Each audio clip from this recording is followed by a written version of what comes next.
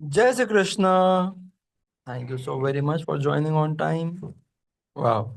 तो स्टार्ट करते हैं हम लोग हमारी आज की रीडिंग। तो कल हम लोग ब्रेन के बारे में, सिक्स्थ सेंस के बारे में पढ़ रहे थे, जहाँ पे ऑथर ने बताया था कि कैसे उन्होंने अपनी कैबिनेट बना रखी है और इसी कैबिनेट के अंदर जो है लोग ज्वाइन करते हैं। और उन्होंने बताई थी 9 बहुत पावरफुल पर्सनालिटीज, जिसके अंदर एडिसन, फोर्ड, एंड्रयू कार्नेज, ऐसे बहुत सारे रिमार्केबल पर्सन थे जिनकी गाइडेंस, जिनकी कैरेक्टर स्किल्स ऑथर जो हैं वो अक्वायर कर रहे थे। और वहां पे ऑथर आज कंटिन्यू कर रहे हैं कि काफी बार जब भी ऑथर को इमरजेंसी फेस करनी पड़ी है, तब इतनी ज्यादा इमरजेंसी थी कि उनकी जान भी खतरे में थी, ऑथर को गाइडेंस मिली कहाँ से? अपने इन इनविजिबल काउंसलर से। इनका ओरिजिनल पर्पस ऑथर का जो था ये काउंसिल मीटिंग अटेंड करने का, वो था कि अपने सबकॉन्शियस माइंड को इम्प्रेस करना प्रिंसिपल ऑफ ऑटो सजेशन से, जिससे कि कुछ कुछ कैटेगरीज जो वो अक्वायर करना चाहते हैं वो इजीली कर पाए। और रिसेंट के कुछ ईयर्स में ऑथर ने देखा है कि उनका ये जो एक्सपेरिमेंटेशन है, एक्सपेरिमेंटेशन ने एक अलग ही ट्रेंड ले लिया है। अब ऑथर अपनी इमेजिनरी काउंसलर्स के साथ सारी डिफिकल्ट प्रॉब्लम्स को सॉल्व करते हैं, वो भले ही उनके खुद की हो या उनके क्लाइंट्स की हो। और रिजल्ट्स बहुत हैरान करने वाले होते हैं। ऑल्दो ऑथर सिर्फ इस काउंसिल के ऊपर ही डिपेंड नहीं करते हैं, आपको भी इस चैप्टर से रिकग्नाइज हुआ होगा, पता चला होगा कि ये एक चैप्टर जो है ऐसा सब्जेक्ट कवर कर रहा है जिसके बारे में बहुत सारे लोगों को पता ही नहीं है। सिक्स सेंस एक ऐसा सब्जेक्ट है जो बहुत ही ज्यादा इंटरेस्टिंग होगा और बेनिफिशियल होगा उस पर्सन के लिए जिसको बहुत सारी वेल्थ इकट्ठा करनी है, लेकिन उसको लोगों का ध्यान अपनी तरफ नहीं खींचना है। उसको तो सिर्फ मॉडेस्टली अपना काम करते जाना है। हेनरी फोर्ड एकदम अच्छे से इस प्रिंसिपल को समझते थे और सिक्स सेंस के प्रैक्टिकली यूज करते थे। उनके जो इतनी बड़ी बिजनेस और फाइनेंशियल ऑपरेशंस थे, उसने जरूरी कर दिया कि वो इस प्रिंसिपल को समझे ही समझे। सेम थॉमस एडिसन भी सिक्स सेंस को यूज करते थे अपने इन्वेंशंस के अंदर, स्पेशली वो इन्वेंशंस जिसके अंदर बेसिक पेटेंट्स चाहिए थे, उस कनेक्शन के अंदर जहाँ पे कोई भी ह्यूमन नॉलेज नहीं था या एक्सपीरियंस नहीं था कि उन्हें गाइड कर सके। और जैसे ही वो टॉकिंग मशीन के ऊपर बात कर रहे थे, मूविंग मशीन पिक्चर के ऊपर बात कर रहे थे, तब उन्होंने देखा कि यार कोई गाइडेंस ही नहीं है। तब उन्हें सिक्स सेंस पे ही रिलाई करना पड़ा। जितने भी बड़े लीडर्स हैं जैसे कि Napoleon, Bismarck, John of arc, Christ, Buddha, Confucius, ये सब लोग समझते थे और अच्छे से यूज करते थे अपनी सिक्स सेंस का, वो भी कंटिन्यूअसली। इनकी महानता का जो बड़ा पोर्शन है ना, बड़ा हिस्सा, वो इस सिक्स सेंस के प्रिंसिपल को ही जाता है। देखो, सिक्स सेंस कुछ भी ऐसा नहीं है कि वो कोई भी आदमी ऑन और ऑफ कर सके अपनी मर्जी से।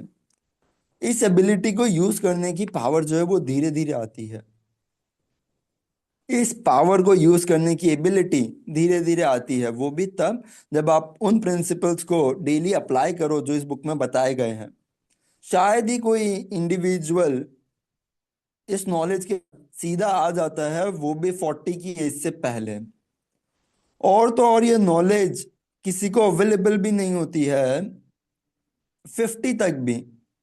और यही वो रीजन है कि जितनी भी स्पिरिचुअल फोर्सेस जिसको सिक्स सेंस के साथ इतना क्लोजली रिलेट किया गया है, वो मेच्योर नहीं होती और यूजेबल नहीं होती है तब कब तक, जब तक आपने सालों का मेडिटेशन, सेल्फ एग्जामिनेशन और सीरियस थॉट ना दिया हो।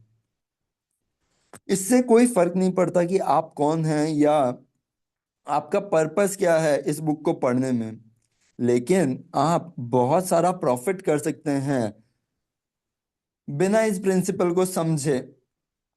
और ये तब सच होगा जब, अगर आपका मेजर पर्पस है कि आप इस बुक से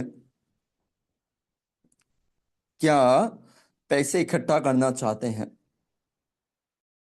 अगर पैसा इकट्ठा करने का पर्पस है तो बेस्ट चीज है ये। जित सिक्स सेंस का जो चैप्टर था, वो इसके लिए इंक्लूड किया गया क्योंकि इस बुक को बनाया गया था प्रेजेंट करने के लिए कंप्लीट फिलोसॉफी, जिससे इंडिविजुअल्स खुद को गाइड कर सके हैं और वो सारी चीजें हासिल कर सके जो भी वो जिंदगी से चाहते हैं। और जैसे कि हम सब जानते हैं कि सारी अचीवमेंट का स्टार्टिंग पॉइंट एक डिजायर ही होती है, फिनिशिंग पॉइंट वो होती है ब्रांड ऑफ नॉलेज, जिससे वो समझ आती है। समझ किसकी? खुद की, दूसरों की, नेचर के लॉस की, और हैप्पीनेस की। ये समझ जो है, इस तरीके की समझ, ये अपने अच्छे तरीके से पूरे फॉर्म के अंदर तभी आ पाती है जब आप इन प्रिंसिपल्स को यूज करो, स्पेशली सिक्स सेंस। और इसके लिए सिक्स सेंस वाले चैप्टर को इस फिलोसॉफी का पार्ट बनाना जरूरी हो गया था, ताकि इससे वो लोग भी बेनिफिट कर पाए जिनको मनी से भी बहुत कुछ ज्यादा चाहिए था। अब अगर आपने ये चैप्टर पढ़ लिया है और आपने ऑब्जर्व किया कि पढ़ते पढ़ते आप एक high level of mental stimulation में चले गए थे, बहुत ही बढ़िया। वापस से एक महीने बाद आना, इसको एक बार वापस से पढ़ना, और आप देखोगे कि आपका दिमाग जो है वो एक और हायर लेवल ऑफ स्टिमुलेशन में जाएगा। और इस एक्सपीरियंस को बार बार करना, बिना ये सोचे कि कितना कम सीख रहे हो आप, या फिर कितना कम टाइम है आपके पास, या क्या फर्क पड़ रहा है, कुछ बेनिफिट नहीं हो रहा है। लेकिन धीरे ही धीरे आप देखोगे कि आपके पास एक ऐसी ताकत आ गई है जो आपको किसी भी तरीके का डिस्करेजमेंट जो होता है उसको फेंकने में बहुत हेल्प करेगी, फियर को मास्टर करने में हेल्प करेगी, प्रोक्रास्टिनेशन को ओवरकम करने में हेल्प करेगी, और अपनी इमेजिनेशन को अच्छे से यूज करने में हेल्प करेगी।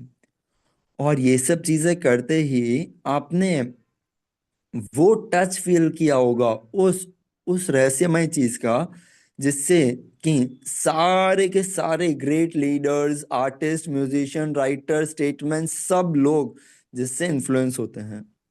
और फिर आप भी उसी पोजीशन में होगे कि आप अपनी डिजायर्स को फिजिकल या फिनेंशियल फॉर्म के अंदर ट्रांसम्यूट, कन्वर्ट कर पाए। नेक्स्ट आता है फेथ वर्सेस फियर। पहले के चैप्टर में हम लोगों ने देखा है फेथ को कैसे डेवलप करें, ऑटो सजेशन से, डिजायर से, और सबकॉन्शियस से। आगे के चैप्टर में बता रहे हैं मास्टरी ऑफ फियर। यहाँ पे हम देखने वाले हैं एक पूरा डिस्क्रिप्शन 6 टाइप के फियर्स का, जो कि रूट कॉज है हमारे डिस्करेजमेंट या छोटी सोच का, प्रोक्रास्टिनेशन का, इनडिसीजन का, जब हम डिसाइड नहीं कर पाते हैं, या हमारे अंदर एम्बिशन नहीं हो। राइट। ध्यान से खुद को ढूंढो, जैसे आप इन 6 एनिमीज को पढ़ रहे हो, और ये आपके सबकॉन्शियस ब्रेन के अंदर ही होगी, लेकिन उसका प्रेजेंस फाइंड करना मुश्किल होगा। और ये भी याद रखना कि जैसे जैसे आप इन 6 भूतों को देखो, 6 डर के भूत, ये और कुछ भी नहीं है, सिर्फ आपके मन की काल्पनिक सोच है। और तो और ये भी याद रखना कि ये जितने भी भूत हैं, ये सारे अनकंट्रोल्ड इमेजिनेशन की वजह से पैदा होते हैं। और इसी की वजह से ज्यादातर लोग अपने ही दिमाग को खराब करके खुद की जिंदगी खराब कर लेते हैं। इसलिए ये जो भूत हैं, डर के भूत, ये बहुत ज्यादा खतरनाक हैं अगर आपने इनको ऐसे ही अपने जीवन के अंदर रहने दिया। जो फियर ऑफ पॉवर्टी का भूत है, गरीबी का भूत, उसने लाखों लोगों के दिमाग पे कब्जा कर लिया था 1990 1929 पे। और वो इतना रियल था कि इससे कितना बड़ा बिजनेस डिप्रेशन आया, जो कि कंट्री ने पहले देखा ही नहीं है। और तो और ये भूत जो है आज भी कुछ लोगों को तो नींद से उठा ही देता है। वाह, कैसे हम लोग 6 भूतों को मजा चखा सकते हैं, ये हमारा नेक्स्ट चैप्टर है। वाह। तो यार, इससे पहले कि हम लोग 6 भूतों को पढ़े ना, एक बार वापस से 13 स्टेप्स रिवाइज कर लेते हैं। यार, और रेसिपी बना रहे होते, खाना बना रहे होते, थीम याद होती है, बट एक दो इंग्रेडिएंट्स भी भूल जाते तो वो स्वाद नहीं आता है ना। तो बस इसी को ध्यान में रखते हुए, मुझे भी चैप्टर्स पूरे नहीं याद है सीक्वेंस के अंदर, बट फिर भी क्योंकि रीडिंग की तो टचवुड बेटर याद है, मैं एक बार चैप्टर की सीक्वेंस जो है रिपीट करता हूँ। शायद कहीं पे गलत हो जाऊं, तो आप लोगों को अगर याद है तो आप भी मुझे रिवाइज करवाना। हमारा जो फर्स्ट चैप्टर था, वो फर्स्ट चैप्टर ही चालू हुआ था डिजायर्स के थ्रू। ऑथर ने बताया था आपके डिजायर्स होनी चाहिए, अगर डिजायर नहीं है तो बात ही नहीं बढ़ रही आगे। आपको अमीर होना ही नहीं है तो आपको कोई भी अमीर बना ही नहीं सकता है। सेकेंड लॉ जो था दैट वाज अबाउट फेथ। अगर एक बार आपके पास डिजायर है तो विश्वास भी होना चाहिए कि वो डिजायर पूरी होगी, क्योंकि अगर आप सिर्फ डिजायर रख रहे हो बिना फेथ के तो डिजायर कभी भी पूरी नहीं होगी। अगर आपको विश्वास है तो उसी विश्वास के हिसाब से ऑटो सजेशन देना अपने ब्रेन को। राइट, ऑटो सजेशन वाले प्रिंसिपल में हमने देखा था कि उसी विश्वास की बातें करना, और जैसी आप बातें करोगे वैसे ही ब्रेन को सजेशन जाएंगे। तो ये था हमारा step 3, auto suggestion. Auto suggestion के बाद हम लोगों ने देखा था इमेजिनेशन। राइट, ये ऑटो सजेशन जब आप अपने ब्रेन को दोगे आपके ब्रेन के अंदर बहुत बहुत सारी इमेजिनेशन आएंगी। राइट, आपके ब्रेन के अंदर आप अपने गोल को पूरा होते हुए इमेजिन देख पाओ अच्छे से कि यस ये पूरा हो रहा है, यहाँ पे ये हो रहा है, ये भी स्टेप सही जा रहा है। So that is imagination, fifth step. Imagination के बाद ऑर्गेनाइज्ड प्लानिंग। राइट, आपको बहुत सारी इमेजिनेशन आई, आपको उसको नोट डाउन करना है। नोट डाउन करके उसका ऑर्गेनाइज्ड प्लान बनाना है स्टेप बाय स्टेप। और इसी स्टेप के अंदर हमने देखा था कि planning time to time update भी हो जानी चाहिए, लेकिन फिर भी आप लोगों के पास एक स्टेप, एक वो चीज तो जरूर से होनी चाहिए, ऑर्गेनाइज प्लानिंग। ऑर्गेनाइज्ड प्लानिंग के बाद था डिसीजन। डिसीजन लेना आना चाहिए। राइट, आपको ऑर्गेनाइज्ड प्लानिंग करके डिसाइड करना है, जिसके अंदर हम लोगों ने देखा था कि कैसे अमेरिका के अंदर सिर्फ दो लोगों ने ब्रिटिशर्स से पूरे अमेरिका को आजाद करवा दिया था और फिर बना था यूनाइटेड स्टेट्स ऑफ अमेरिका। तो ये भी था हमारा step 7, that is decision. Decision लेने के बाद शायद पहली बार में चीजें नहीं हो तो परसिस्टेंस। आपको परसिस्ट करना बहुत जरूरी है, आपको बार बार बार बार कोशिश करते ही रहना चाहिए। राइट, परसिस्टेंस के बाद जब आप एफर्ट लोगे लेते लेते, राइट, आपके अकेले से फिजिकल बॉडी के एफर्ट्स काफी नहीं होंगे, तो आपको स्पिरिचुअल पावर भी चाहिए, लव की पावर भी चाहिए। तो आपको ट्रांसम्यूट करना होगा सेक्स ट्रांसम्यूटेशन। ये सेक्स ट्रांसम्यूटेशन क्या होता है, इसके अंदर आप लोग तीन पावर्स को कंबाइन करते हो। कौन सी? एक आपके power of biology that is sexual power, एक आपके power of emotion that is love, एक आपका power of spirituality which is faith, unconditional love जिसको हम बोलते हैं। राइट, इन तीनों को आप जब मिक्स करते हो, ठीक है, तब जो एक पावर बनती है, एक एनर्जी फील्ड बनती है, वो बहुत पावरफुल होती है। उस एनर्जी फील्ड से आपका डिवाइन माइंड जो है वो ट्रेन होता है, उससे आपका सबकॉन्शियस माइंड इम्पैक्ट होता है, और आपके ब्रेन के ऊपर क्या होती है, वो जो एक पावर काउंसिल है वो बन जाती है, और आप एक बहुत पावरफुल इंसान बन पाते हो।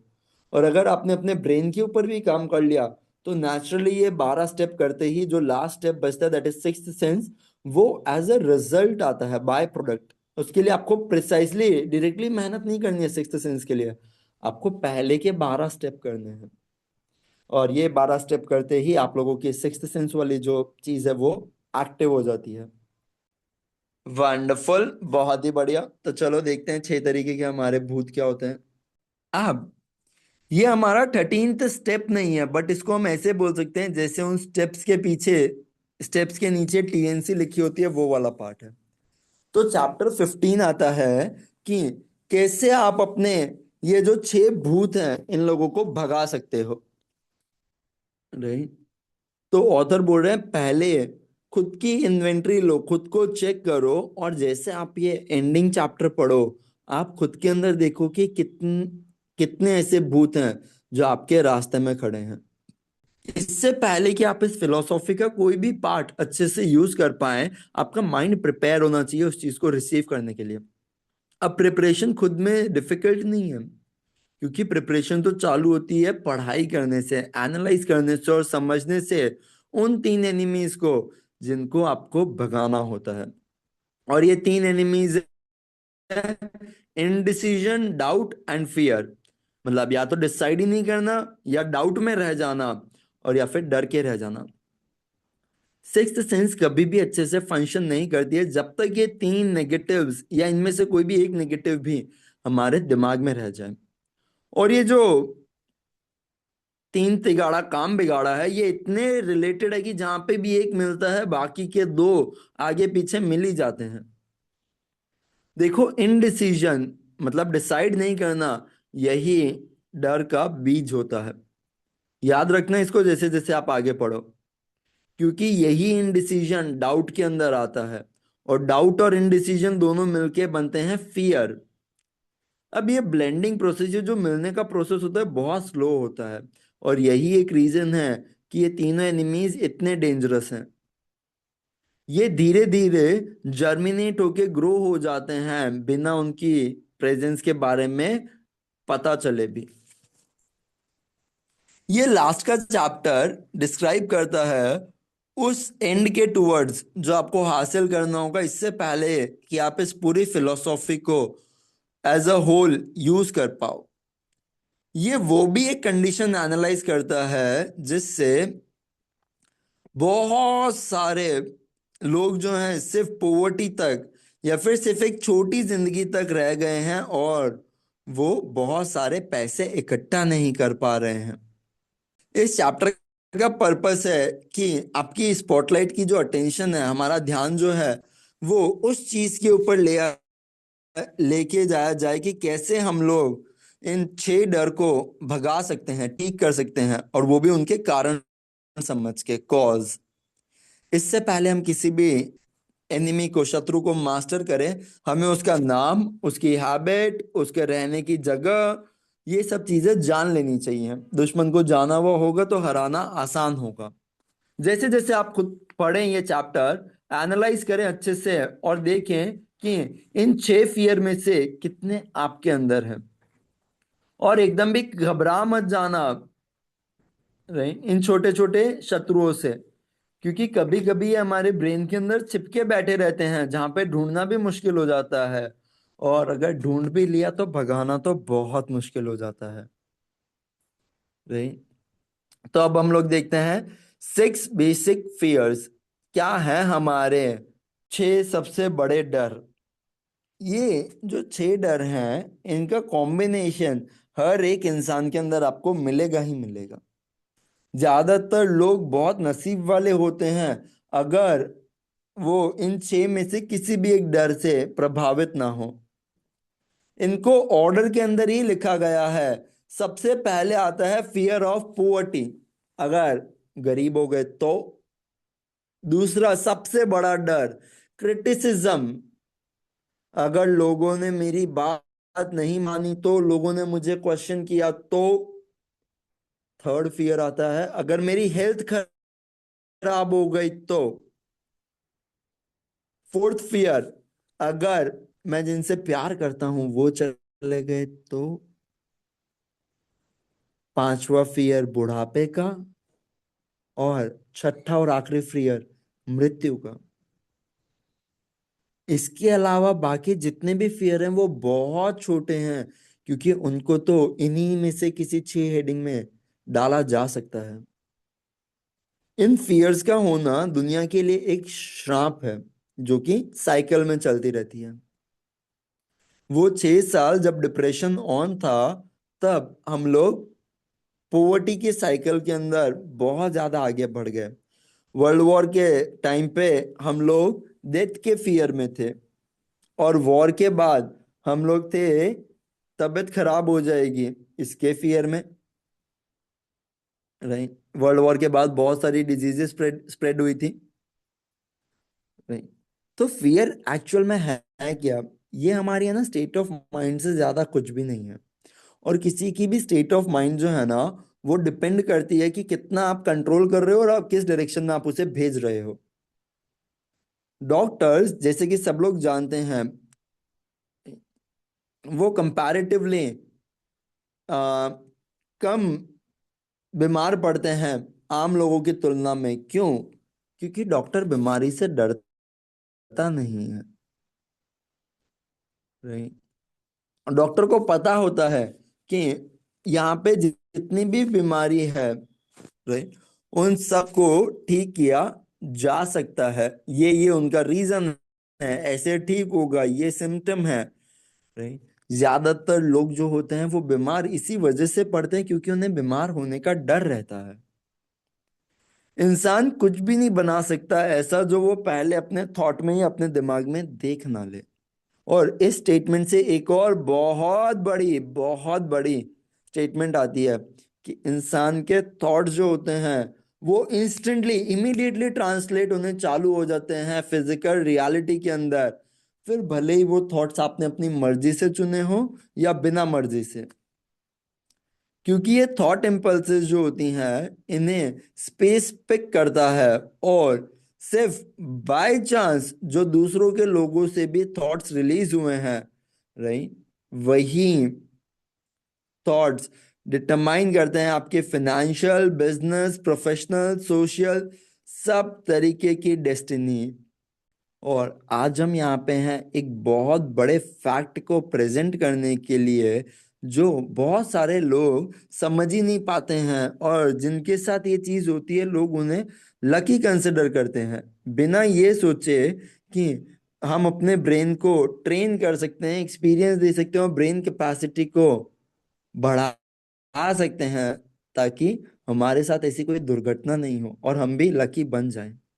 इस फैक्ट को एक्सप्लेन किया जा सकता है इस स्टेटमेंट के साथ कि हर एक इंसान अपने माइंड को कंट्रोल कर सकता है, और इस कंट्रोल से हर एक इंसान अपने दिमाग को उस लेवल तक लेके जा सकता है जहां से उसका दिमाग जो है वो सिर्फ वही चीजें सोचे और अट्रैक्ट करे जो वो चाहता है। इंसान के दिमाग को ट्रेन करके उस स्टेट तक लेके जाया जा सकता है, और नेचर ने इंसान को ये एब्सोल्यूट कंट्रोल दिया है,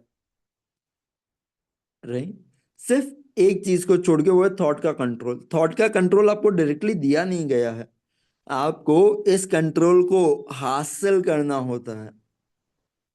क्योंकि अगर आप देखोगे कि जितना भी इंसान क्रिएट करता है वो सब थॉट से ही बनता है, तो आप ये भी देखोगे कि फियर भी जो है वो हमारा थॉट ही है। और अगर ये सच है कि हर एक थॉट खुद को फिजिकल रियलिटी में कन्वर्ट करता है, जो कि सच है, तो ये भी सच है कि जो फियर के थॉट्स हैं और पोवर्टी के जो थॉट्स हैं वो भी तो यही चीज अट्रैक्ट करेंगे, और आप उनको करेज या फाइनेंशियल गेन में ट्रांसलेट नहीं कर सकते हो।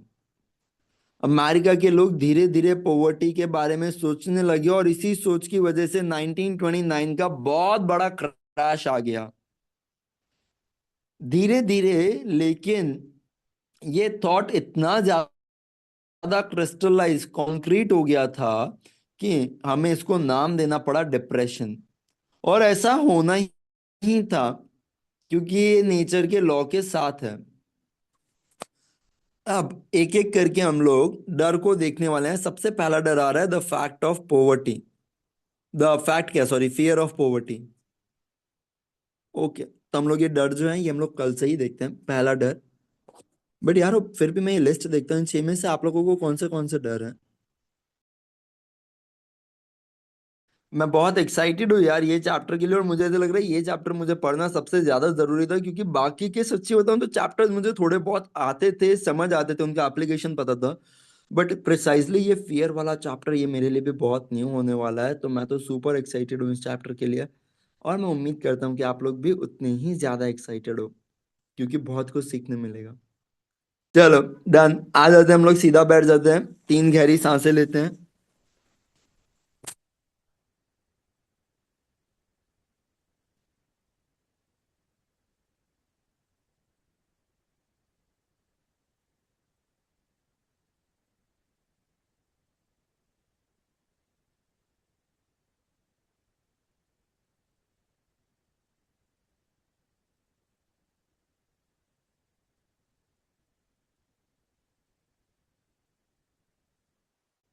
आई am rich, I am rich, I am rich,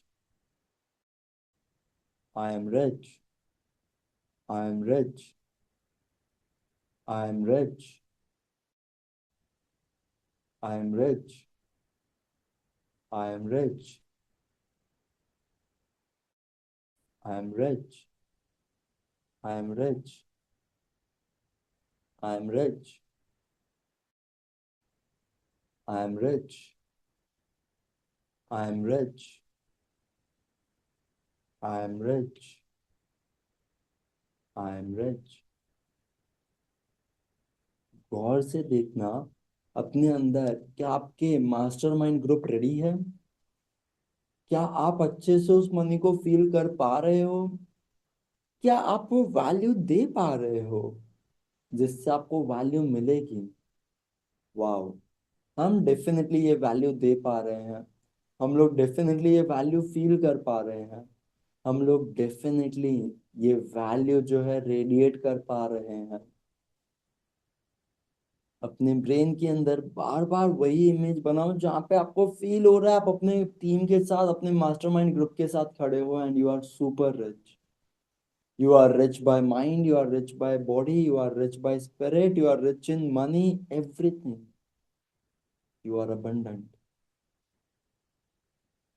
क्या बात है, वाह। वाह। वाह। Thank you. Thank you. Thank you.